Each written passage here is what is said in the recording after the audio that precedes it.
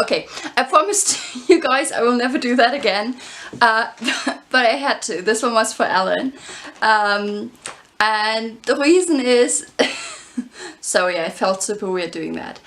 The reason is Alan and Summer from Summer Dawn have both recently given me shout outs, so welcome to all of you new subscribers. I will link down below to Alan's and Summer's video. Summer has recently celebrated 2 years on Booktube and she's done some Booktuber shout outs for that, and she kindly shouted me out as well. And then Alan Morton, he's done the 10 Booktuber personalities tag. And he mentioned me as well, and he pointed out that you are not gonna see any shouting and waving on my channel, and obviously now I had to do that. I will link down below to both of those videos. Please do check out Summer's and Alan's channels if you're not already following them, and check out those videos because they shouted out some other really great booktubers. So yeah, I would just recommend you check those out. And let's get into the actual video. I am doing a super belated April wrap-up, and I'm not sure anybody cares at this point because I feel like those are very time-sensitive videos, but I still want to chat about the books that I read in April, so you're gonna have to just bear with me. So the first book I read in April was an audiobook, so I actually listened to it, and that was The Poet X by Elizabeth Acevedo, and I will try to show you the cover here on my phone, which is where I listened to it, on my audiobook app. And actually I heard of this book first time on Ema's channel from Ema Reads, and I will link down below to her channel as well, and if I can find it, to the video in which she talked about this book. And she read the book and she hadn't listened to it in audiobook, but from what she said about the book, it sounded like it would be really good in audio, and so I asked her and she told me, yeah, a friend of hers told her that it's good on audiobook, and so I went ahead, checked it out, and found an audiobook I actually enjoyed a lot. It's a novel written in verse and it's young adult, which I don't read often, but with this one I was very positively surprised.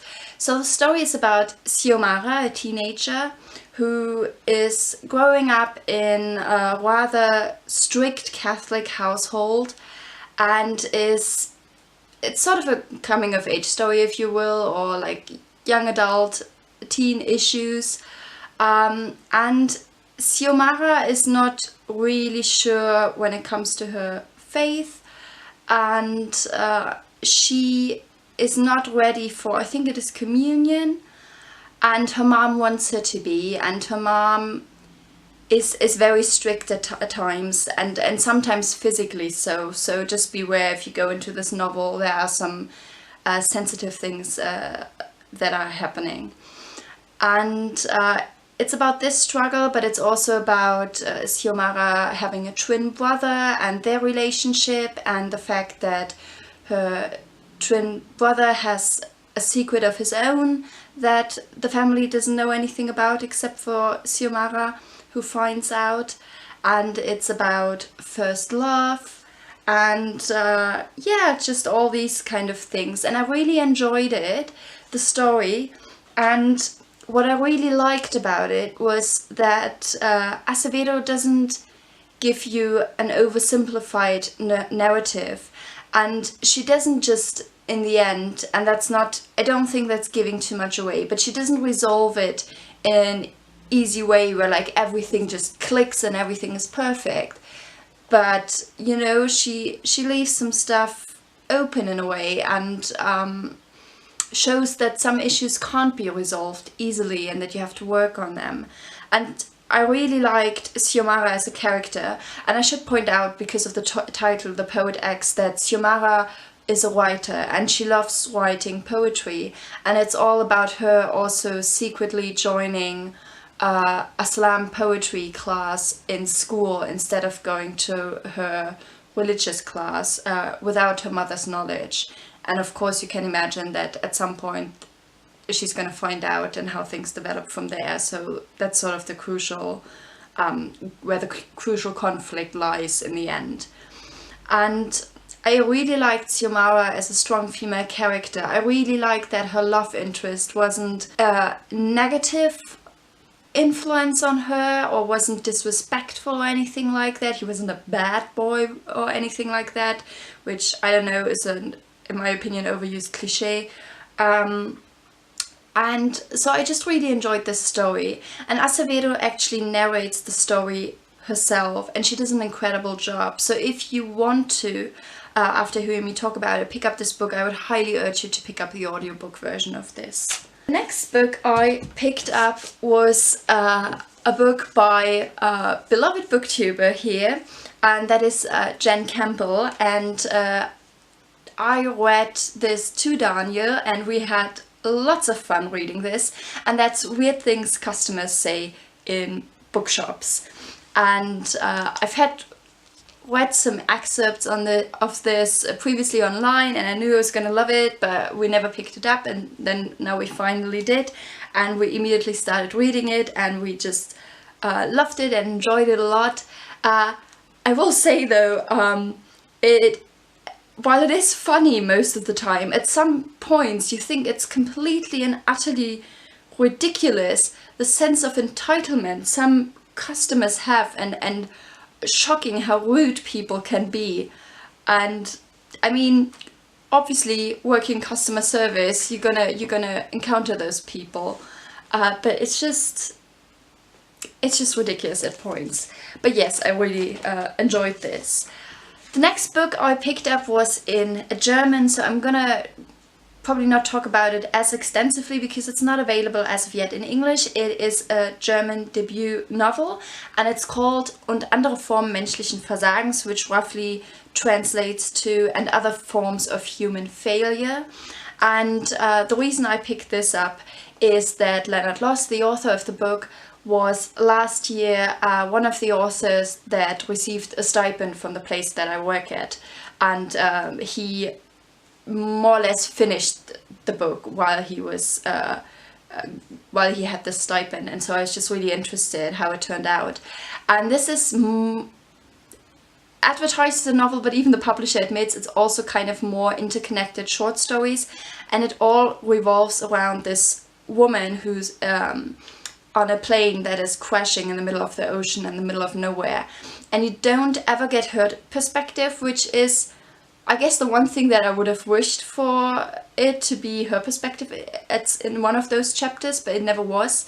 But you get a lot of different people that play more or less important roles in her life, and see their connections and get their stories. So it's kind of like interconnected short stories in that sense, that you have new characters each chapter.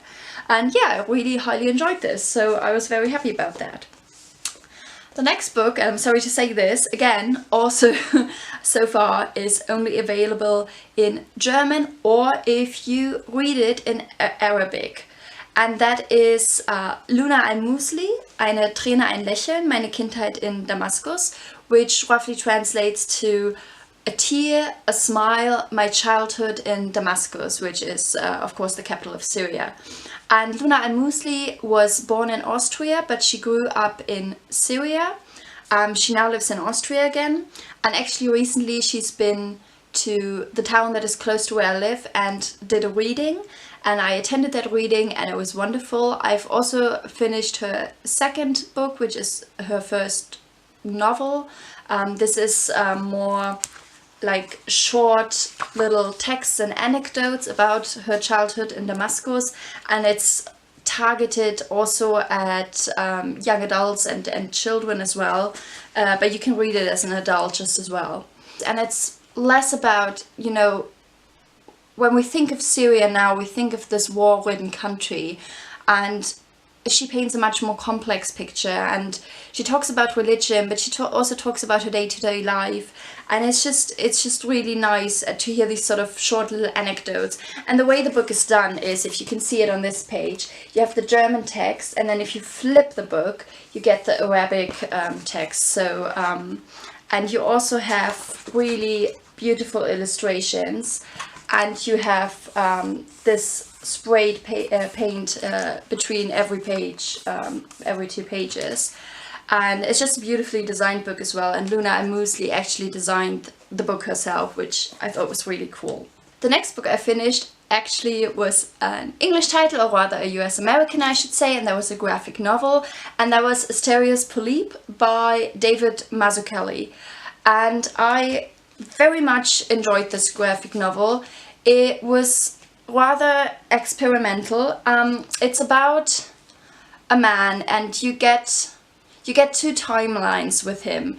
You get his marriage that is slowly falling apart, and then you get the present time where his wife has left him. So this is not a spoiler, this happens like early on. You see that he's solo and he's lost his job. He worked as a professor for architecture, but I think he's never had a building that was actually built. He only ever has done designs. And I can show you some of the illustrations. So everything is sort of in this purple and blue and pink hue when you get the period with his wife, and then in the present tense you have this yellowish color as well. And there are some really interesting things put in. You have lots of theories stemming from philosophy and things like that that are included in this book. And let me see if I can find a page where you can see that. And I'll hopefully get it close to the camera so you can see that. You have, for every character, you have a different font. So because our main protagonist is really very analytical and sometimes a bit cold, he has this very clear-cut lettering, whereas his wife is an artist and maybe, I guess, a bit more well-rounded in a way, and so she has a different lettering, and you have different letterings for all the characters, and they kind of fit the individual characters. So I thought that was really cool. You also have when they are fighting, so they get in an argument here on this page. You can see there in the bedroom. And at first you have the purple, so the colors mixing, blue and pink. But when they get into the fight, you can see how they split up, and she becomes pink and he becomes blue, and he sort of looks mechanical, less human. So it's sort of this, whereas she is drawn in a different style, and so you just have this the fight shown visually as well, which I thought was really interesting. He also has a twin, and actually, if I remember correctly, this is told from the perspective of the twin, but the twin was never born. And I don't know, I thought this was really interesting. You have references to Orpheus and Eurydice in here, for example, and lots of other things. You could do a whole analysis of this graphic novel and would get a lot out of it.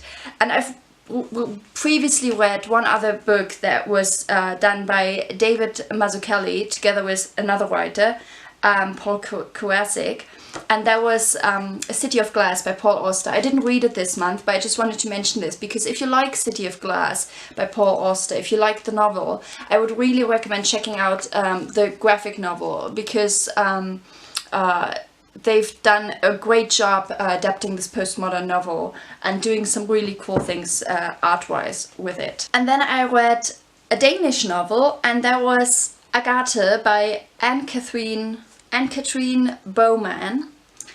And Daniel got this as a birthday present, and I was sneaky and picked it up first.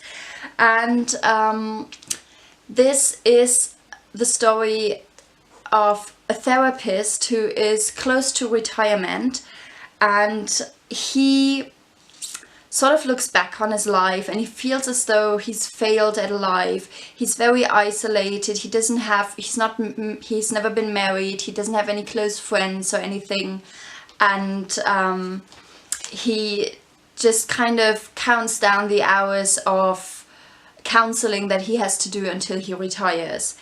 And then a new patient comes into his life, and that is Agathe, and she insists upon him seeing her, even though he doesn't want to accept any new patients because he's going to retire within, I think it's half a year or a year. And but she doesn't take no for an answer. And it's all about how she kind of turns his life upside down in a way and makes him we evaluate things, and he's attracted to her, which I thought was a bit problematic. And I really enjoyed this little book. It's a quick read. What I will say though is I didn't quite get why this was set in the past. So this is set, I think, in the 1940s and 1950s. And there were some like short little references to the time, and I guess because psychoanalysis was not quite as developed as it is now, or the idea of counseling wasn't quite as developed. Maybe the author wanted to explore that idea, but I still didn't think that that necessarily added anything to the novel. So I don't know, for me that was unnecessary. But I still enjoyed this. However, I don't think it has been translated into English yet. It has been, obviously it's available in Danish, it's available in German. I think it has been translated, I want to say, into Dutch as well. I will link all the books down below, and you can check out if there's any translation available that you can read. And then the last two books that I also read in April, I will do individual reviews on, and those were Go Tell It on the Mountain by James Baldwin. And I read this as a buddy read with Kelly from Books I'm Not Reading, and I will link to her channel down below. And I actually have the script for the review now. I've told Kelly forever I would do it, and I'm finally getting to it. And then I also read Stay With Me by Ayobami Adebayo as a buddy read with Pauline from Dancing Lawn, and I will link to her channel down below as well. And I will try to get this review done soon as well. So yeah, those are all the books that I read in April.